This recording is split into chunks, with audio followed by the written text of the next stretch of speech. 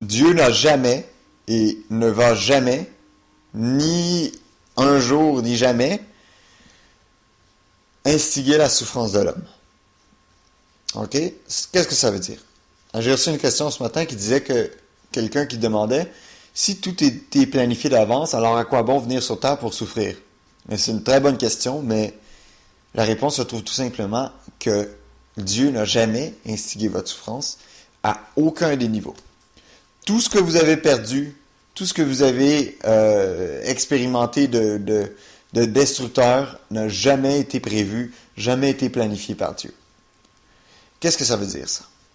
Ça veut dire que Dieu ne connaît que la grâce. Puis, quand la grâce se traduit dans un mental qui est transparent, il va s'expérimenter par une abondance en toutes choses, un exaucement à tous les niveaux, que ce soit mental, psychologique, au niveau de travail, social, amoureux, à tous les niveaux. OK? Dieu a pour vous pensez à l'idée d'un roi sur terre. Dieu a l'idée de votre vie. Il a prévu pour vous l'abondance qu'il y a dans la même abondance qu'il y a au paradis. Si on peut dire comme ça, le paradis étant l'abondance de la conscience absolue. Dieu a prévu pour cette vie, pour vous, l'abondance absolue à tous les niveaux. En intelligence de toutes les possibilités qui soient. La seule chose qui peut nous empêcher de tomber, de toucher à cette abondance, c'est notre propre ignorance spirituelle. C'est-à-dire l'inconscience collective. À quel point est-ce qu'on donne de la crédibilité à nos peurs, à nos fausses croyances? À quel point est-ce qu'on donne de la crédibilité au fait que l'autre peut nous enlever qu'est-ce qu'on a, qu'est-ce qu'on possède, que l'autre peut nous blesser, que l'autre peut nous faire du tort? À quel point est-ce qu'on met notre impression dans le fait qu'il y a un pouvoir qui peut nous détruire? Hein? À quel point on a l'impression que la mort peut nous enlever la vie? Ou que la vie est un pouvoir qui se perd. C'est à ce niveau-là qu'on peut perdre la grâce momentanément. On tombe de la grâce. Et quand on parle quand on parle de l'humanité, de l'inconscience collective, on parle d'une humanité qui ne vit pas dans sa grâce, qui vit partiellement dans sa grâce. On ne peut pas être totalement enlevé de la grâce. Si on était totalement enlevé de la grâce, on ne pourrait la voir aucunement dans l'extérieur. On ne pourrait aucunement la voir dans les arbres, dans dans le jardin qui fait pousser des légumes, des pousses, de toutes les sortes de fruits dans le monde. Si la grâce n'existait pas, il ne pourrait pas y avoir de soutien d'aucune manière, aucun soutien financier, aucun soutien la santé. Il ne pourrait pas y avoir de nourriture non plus. Ça ne serait même pas permis que vous puissiez trouver de la nourriture pour manger. Parce qu'il n'y en aurait pas suffisamment pour tout le monde. Vous vivriez dans le manque à tous les niveaux. Mais parce qu'il n'y a pas des fausses croyances sur tous les aspects de la vie, il y a beaucoup de cette grâce-là qui apparaît dans votre vie. Et une des premières manières de vivre sous la grâce, d'apprendre à vivre sous la grâce, c'est de se rendre compte de la présence de cette grâce-là, déjà. Parce que tout ce qu'on peut faire en tant qu'être humain séparé de la grâce, c'est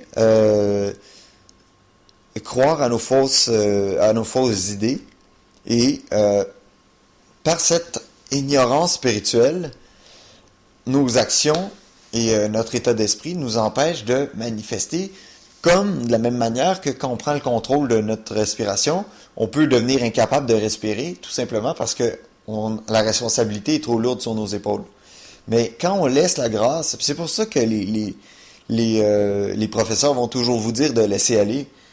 C'est pas la solution est que la grâce s'occupe de tout. C'est pas au moment même où vous laissez aller, au moment même où commencer à prendre conscience de la grâce qui fonctionne dans votre expérience, à ce moment-là, vous allez la voir grandir, grandir, grandir, jusqu'au point où vous n'allez plus rien faire du tout. Vous pourrez rester assis sur votre banc 24 heures sur 24 et tout va vous être apporté.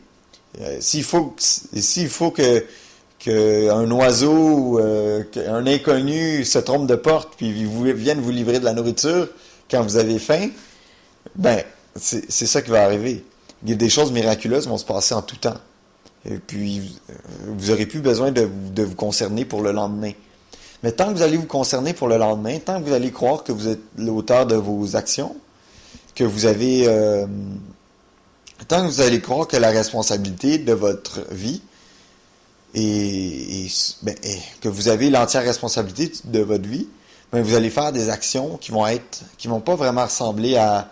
qui vont plus être influencées par vos peurs que par la grâce. Puis aussitôt que vous donnez de la crédibilité à vos peurs, c'est comme si vous entriez dans un niveau de pensée moindre, dans un niveau de conscience moindre, dans lequel toutes ces choses dont vous avez peur ont un pouvoir sur vous. OK? Puis,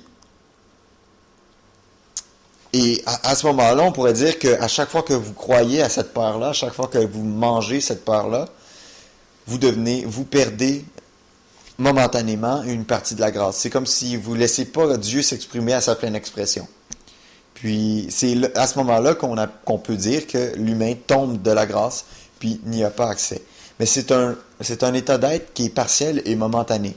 Il n'y a personne qui est totalement sorti de la grâce. Puis il n'y a personne qui peut vous enlever la grâce. Donc, pour en revenir à de quoi on parlait, c'est Dieu ne cesse de continuer son activité de grossir, d'expansion et d'exaucement. OK, il faut comprendre ça. Donc, il n'y a pas un jour où Dieu arrête de faire pousser les légumes. Vous comprenez? Ce que je veux dire, c'est que ce pouvoir-là, omniprésent, est tout le temps actif maintenant.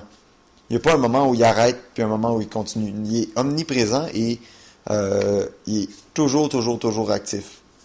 La question peut être, c'est ça, à quel point est-ce que je laisse cette grâce-là fonctionner en moi? En quel point je lui laisse l'espace de circuler, puis je lui laisse le temps de faire son premier pas.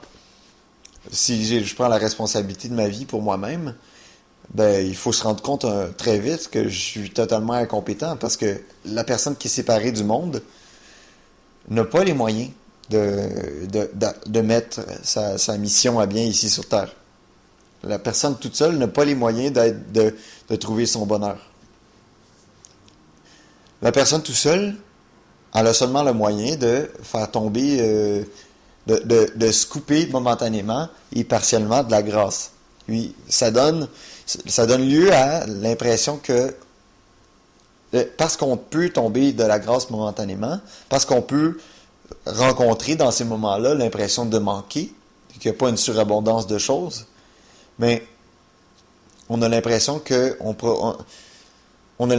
dans le monde extérieur existe un état d'être à toutes les misères du monde.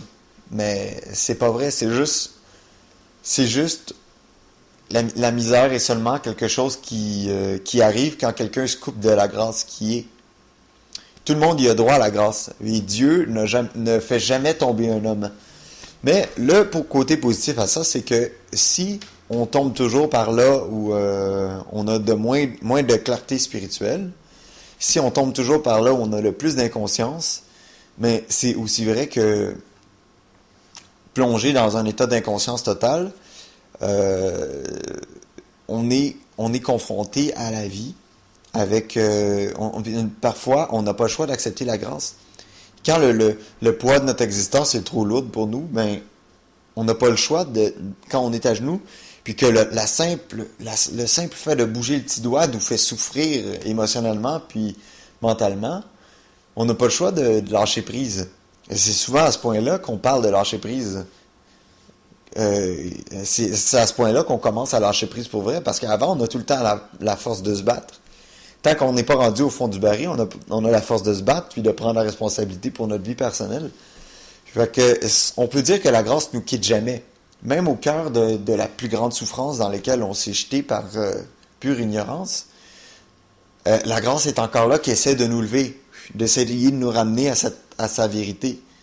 Puis aussitôt qu'on laisse aller, parce qu'on n'a plus la force de se battre, mais la grâce reprend surface et c'est là qu'on peut commencer à avoir la foi en cette force qui n'est pas la nôtre, mais cette force qui nous supporte au-delà de nos pensées. Et c'est pour ça que c'est des fois je regarde avec difficulté et compassion le fait que parfois avant de se réveiller complètement, avant de vivre la paix extérieure, on doit souffrir beaucoup. Mais on ne souffre pas parce que Dieu a décidé de nous faire souffrir, on souffre simplement parce que on est inconscient de la présence de Dieu, de la grâce. On est inconscient de son pouvoir. Puis on donne encore de la crédibilité à nos peurs, à nos impressions, à l'impression qu'il y a deux pouvoirs dans ce monde-là. À l'impression que il y a un ennemi devant moi qui peut m'enlever mes biens ou qui peut m'enlever ce que j'ai. Donc, c'est vraiment important de comprendre que la grâce est un pouvoir qui est omniprésent et toujours présent. Comme le fruit et le légume. Ok, supposons, je vais vous dire une métaphore qui sera peut-être pas bonne, une comparaison, mais imaginez là, simplement que vous êtes un fruit dans le jardin. Ok, par vos pensées, vous empêchez momentanément votre expansion. Ok, par vos actions, vous empêchez votre expansion normale. Ok, bon ben, vous allez peut-être rester petit, comme une petite carotte pendant, je sais pas moi, des mois, des mois, des mois. Puis, si vous arrêtez, si vous lâchez prise, vous réalisez que toutes les autres autour de vous subissent une expansion, puis un exaucement. À ce moment-là, au moment où vous laissez aller, vous laissez la grâce vous porter, c'est là que vous voyez que votre expansion reprend. Ah, hey, oh, j'ai rien fait pour ça. J'ai pas pensé à une nouvelle pensée pour que ça arrive. Et pourtant, hop, mon expansion reprend et les choses se passent un peu plus intuitivement, puis les choses arrivent un peu plus facilement. Puis c'est à ce moment-là que on peut appréhender la grâce d'une nouvelle vie. Et donc ce pouvoir-là est toujours présent. C'est pas par la force de c'est pas la grâce qui vous plonge dans l'inconscience. C'est pas la grâce qui vous plonge dans la misère ou dans le manque, dans tout ça. C'est toujours nous-mêmes, c'est toujours l'inconscient spirituel qui nous plonge, qui nous font tomber, qui ont fait tomber l'humanité dans la misère. Mais aussitôt que l'humain, en tant qu'individuel, réalise que il peut vivre dans un autre mode de vie qui est un mode de vie dans lequel on n'a pas besoin de forcer pour obtenir un bien, mais aussitôt qu'on le réalise, mais c'est là qu'une nouvelle vie est possible pour eux et que l'abondance floue plus facilement dans la vie. Mais c'est une activité individuelle. Il ne faut pas se fier sur la normalité, parce que la normalité, c'est un état de pure inconscience spirituelle dans lequel la misère, la douleur, la violence, tout ça arrive. Puis, aussitôt que l'un commence à arrêter de donner de la crédibilité à ça, mais il en sort. Puis, il va vivre, il va se trouver à retrouver sa vie. Sa vie va être restaurée au-delà de toutes ces années perdues dans l'inconscience. Donc ça, c'est vraiment le point que je veux dire, c'est que la grâce n'arrête jamais son travail. Et puis c'est pas Dieu qui vous fait tomber dans la misère. Dieu a prévu pour vous la plus belle vie, la plus abondante, la plus complète qui soit. Puis aussitôt que vous commencez à vous décider de vivre par cette présence, par cette grâce, aussitôt, vous allez voir que les choses vont commencer à changer pour vous.